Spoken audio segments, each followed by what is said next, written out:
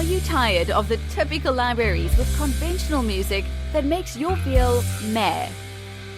Introducing Leerecs.com, the music website made for and by minds like you. Our team are lifelong musicians and producers in love with music. Search the Leerecs music catalogs and find music with guaranteed originality. Mark the difference with music of signature at Leerecs.com.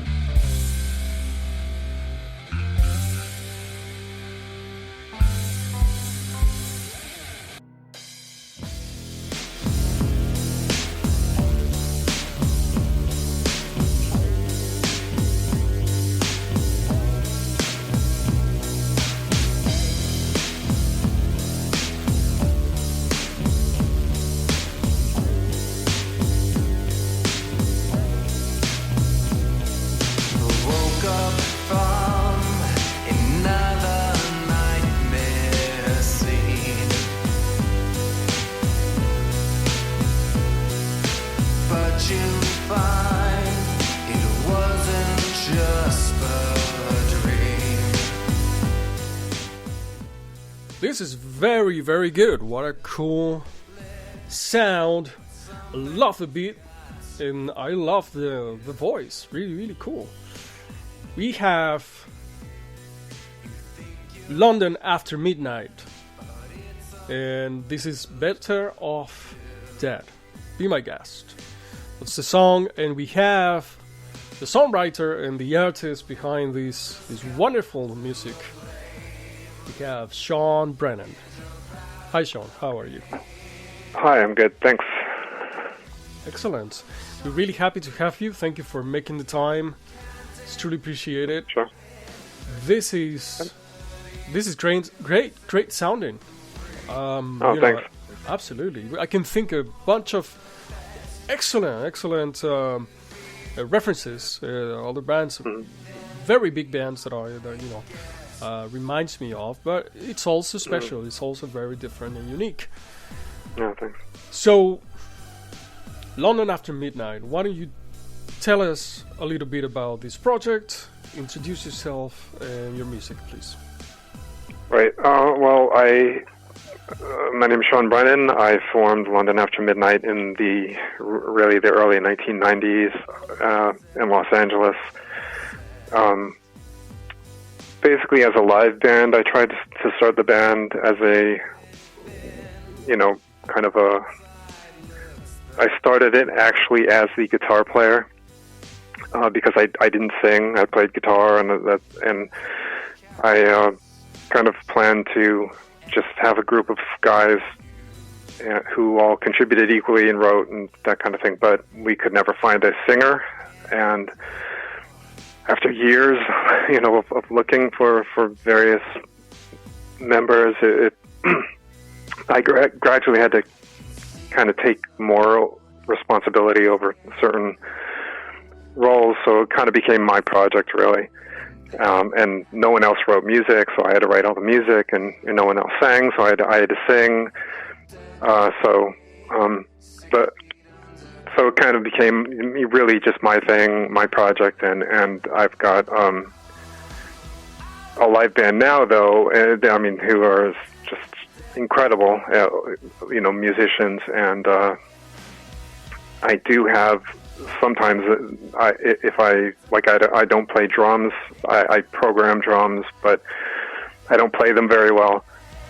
So my live drummer will play on recordings where I need live drums and that kind of thing. So I may have guest musicians on sometimes on recordings, but yeah, primarily that's kind of how it goes as far as the actually putting together the albums and that kind of thing. But I write everything on my own and that kind of thing.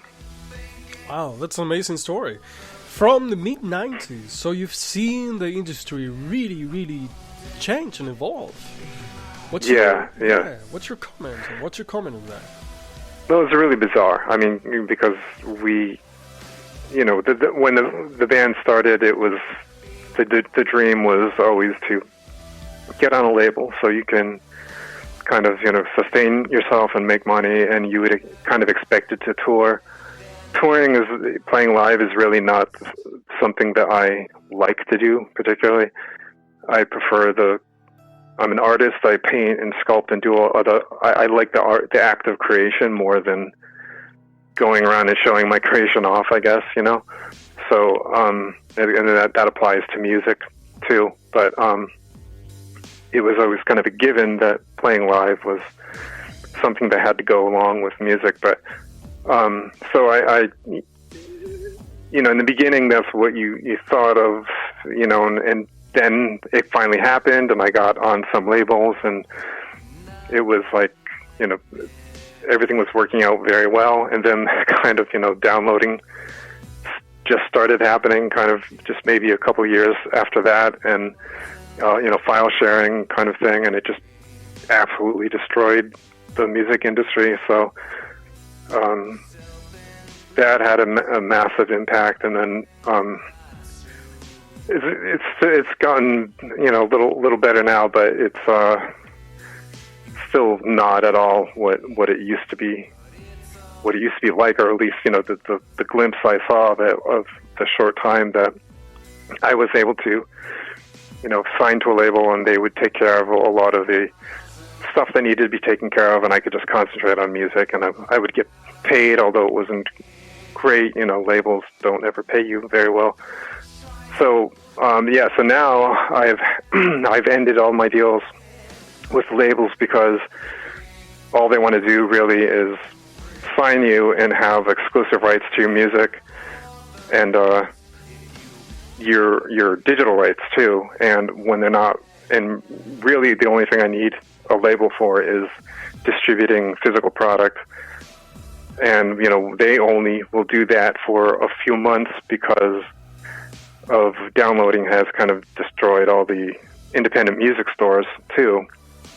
So there's not much they can do after like a 6-month period for you, but they still want to retain rights to your digital sales. And so I said, I don't want to deal with any labels. I'll form my own label, and that's what I've done. In 2019, I started my own record label, and I'm distributing my music myself. That way I don't have to deal with labels who aren't doing anything but just taking my money, It's hard enough as it is now to earn an income doing music. So 100%. It is hard enough as it is. And as you were saying, maybe it had some benefits. What do you underline as the main benefits from your experience while you were working with labels? Yeah, well, the main thing, like I said, getting physical, they really just got physical product out, but they also did, promotion and all that kind of, all the stuff that I don't like, to do, or that I don't know how to do, or don't have the resources to do. So that was kind of a good thing. But I did kind of get a feel of how things work a little bit. It got really kind of annoying too. Like in just before, it was probably like 2000. I was on an independent label in Germany. It's kind of a larger independent label, and we were and the guy who ran the label was kind of also forming a management company, and he was shopping us to a larger label, which is at the time was like BMG Gun, which was a big label. They like signed that band him and a lot of other kind of larger bands. So that label wanted to sign London After Midnight, and he was acting as our kind of manager, the guy who ran our independent label there. And but it's just, as the further up you go, the less control you have. And like the label wanted as a condition for me to redo one of my first songs that appeared on my first album that I actually recorded in 1991 and released in Germany in like 1995. But they wanted me to make it new metal sounding, and for one thing, I hate new metal music, but another thing but another thing, I I had a bunch of new music, and I didn't want to go back, into my repertoire to just, record an old song and put it out. But they thought it was going to be like a big, massive hit, kind of along the lines of Him or something, the band that they were kind of pushing at the time. And but the whole redo it and do a new metal, that was like, oh my god, no, there's no way I'm doing that. Just goodbye. Yeah. So that's that whole kind of aspect of dealing with major labels was just a massive turnoff, and I just had to say, I'm going to do this myself or something. That story tells a lot about your integrity as an artist. Yeah. It says a lot. Yeah, I mean, just because it's trendy at the moment, that is your legacy. That's, especially when it's one of your first songs. Right. Yeah. Yeah. It's just weird. It's like, I mean, I'm sure the guys at the label, they were, they're all very competent, and they knew what they were doing, and I'm sure it could have been something, but it was, it would have been like, we already had like a very large fan base, and it'd be like, okay, here's London After Midnight going on to this major label, and here's their new album and this song that you've known for all these years. It's like, that's not, to me, I want to present new stuff, so I didn't want to just have that be the new album and the big kind of breakthrough thing of just an old song that at that point I was even tired of singing live, so. Makes sense. Yeah. Makes total sense. Okay, so then you decided to go on your own, right? Yeah, well, I stayed with the smaller German independent label and my U.S. independent label for a few years until that, and then the downloading, the file sharing thing just was really bad, and then those contracts expired, mid 2000s, and it was like, I guess 2007, 2008 was kind of my last dealing with them, and then the contracts kind of phased out, and I was all the time working on new music and playing live and stuff, but I just didn't want to release with any label again, just because of the whole, like I said, they were just getting into wanting digital rights, and before that they were okay with me retaining my digital rights, and they would just handle the physical distribution, but now it's all a combination, and that's all that they will accept is the full package, Right. I guess at the time that those initial contracts were signed, maybe they didn't have so much interest in something so new. Yeah. What is this? It wasn't. Yeah. Yeah. Digital wasn't like when it was like, well, I don't know, later 90s or something when they were signed. So it wasn't so much that there was any kind of real way or I don't even know when iTunes and all that became a thing, but it was relatively small, and they were willing to forego any of those sales. So, yeah. At a later time, around the 2010s, like you're saying, of course, they're not gonna let go, right, of the digital. Yeah, absolutely. All right, so it makes total sense. I think a lot of your fans, I'm sure that they are really glad that you went the way that you did to keep the integrity of your music. And then, after that, lately, how's your your musical activity? How do you write, produce? How do you do it? Well, I mainly I just kind of sequence ideas using something like Logic or some kind of digital audio software, and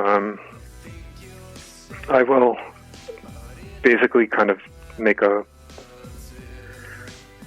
sketch of a song or whatever, and and it may be, if I'm just playing a keyboard, I can come up with an idea, or a guitar, and I don't know, I've always had I always write the music first and then put lyrics later, and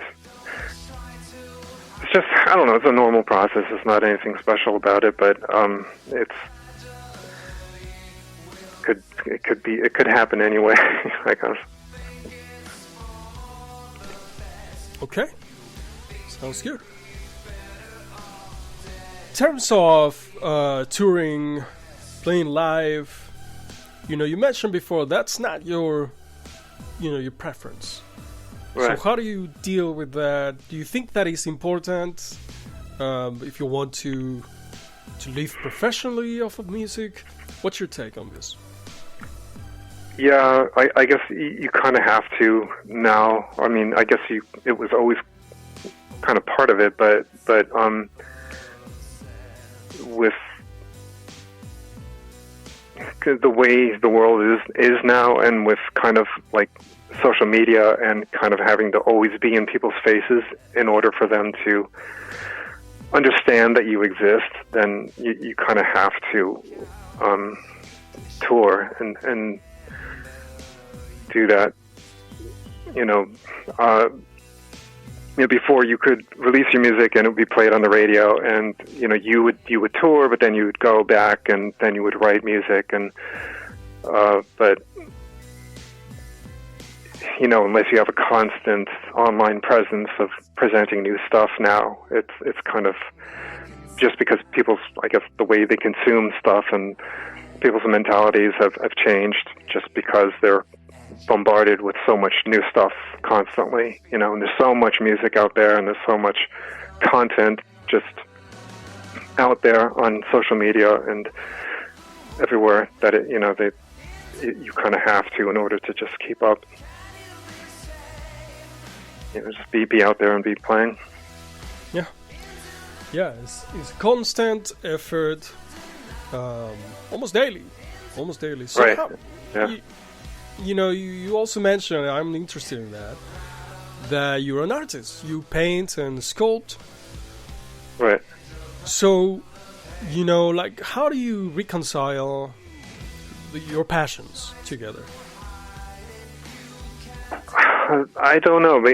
Originally, when I was a kid, I would be making like home movies and stuff, and I wanted to do stop motion animation and like Ray Harryhausen or something. And then later on, I wanted to be a film director, and then like my early music preferences were really film scores.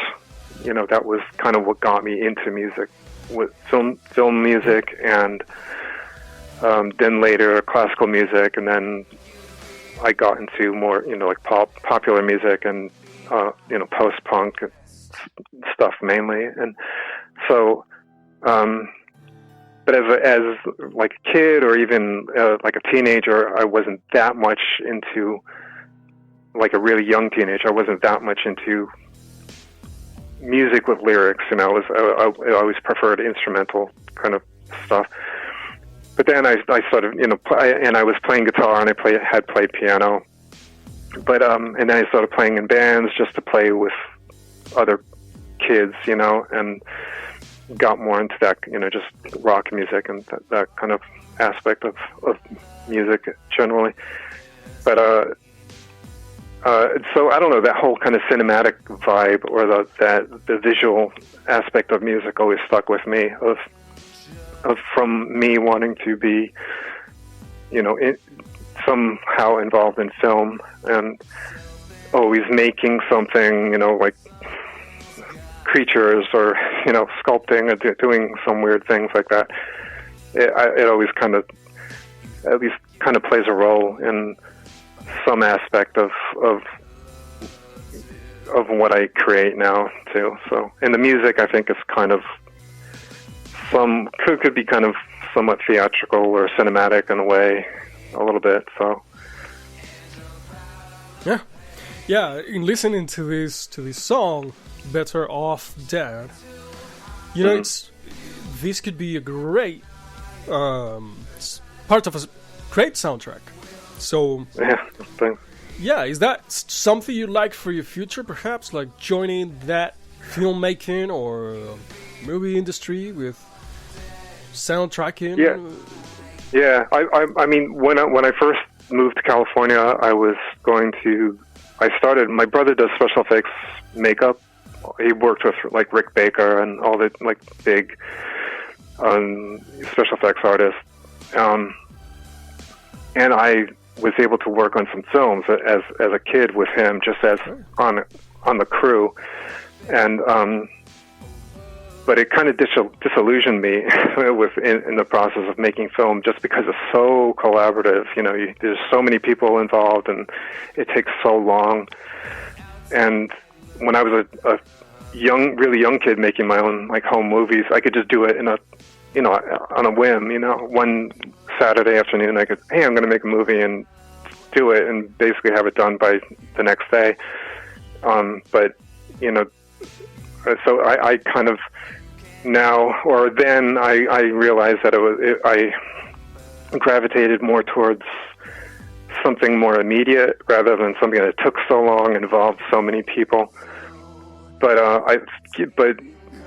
so I don't know, maybe I do want to get back into making film, but it would probably be like on a smaller scale of kind of my own weird projects, not maybe in the larger industry, or doing film music or something would be cool too, but we'll see. Yeah, film music. Yeah, that's that's a passion we share. Yeah. So the second thing I love most is cinema, and mixing those is really it's a great combination. Honestly, fantastic outlet for one's music. All right, so yeah, so London After Midnight, wonderful, very very interesting conversation with Sean Brennan. Sean, before we go, if you had an advice for your younger self, what do you think you'd say?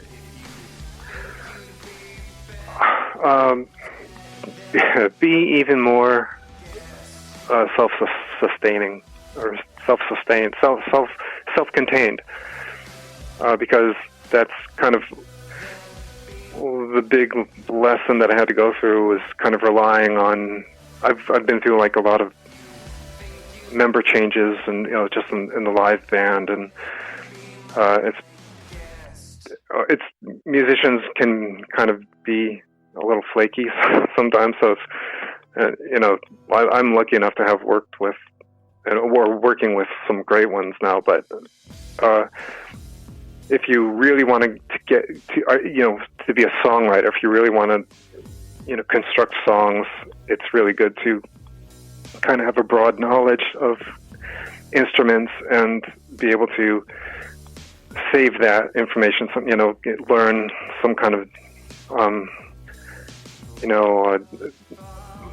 music software or something, so you can get your songs recorded and that kind of thing. So that's kind of what I think I would tell myself, is try to do as much as you can yourself, so you don't have to rely on anybody who won't show up to rehearsal or something. Yeah, so that's something that I tend to hear a lot. Like creators really want to be independent in the sense of like you were saying, self-sufficient. Right. Yeah, I totally see that. It's a great advice. All right, so this was very, very insightful.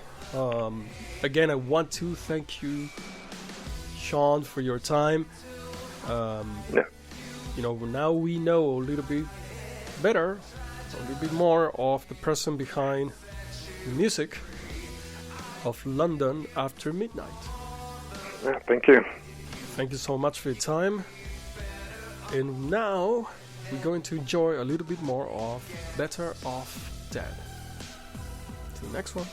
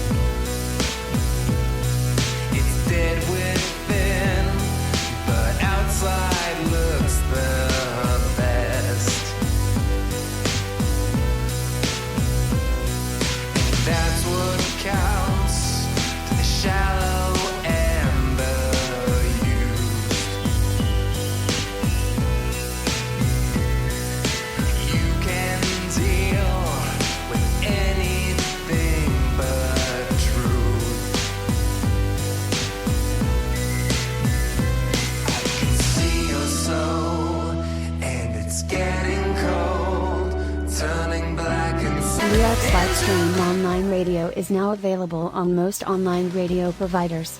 Search for it and favorite it.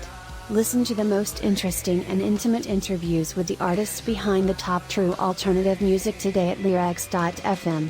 Create your free musician profile, upload your music and create your online store at Leerecs.com. Submit your music for consideration today at Leerecs.com/request and win radio airtime for free.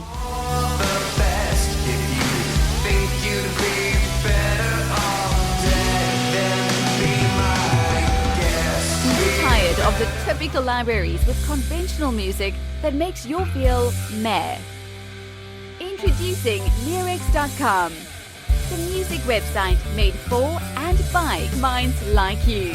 Our team are lifelong musicians and producers in love with music. Search the Leerecs music catalogs and find music with guaranteed originality. Mark the difference with music of signature at Leerecs.com.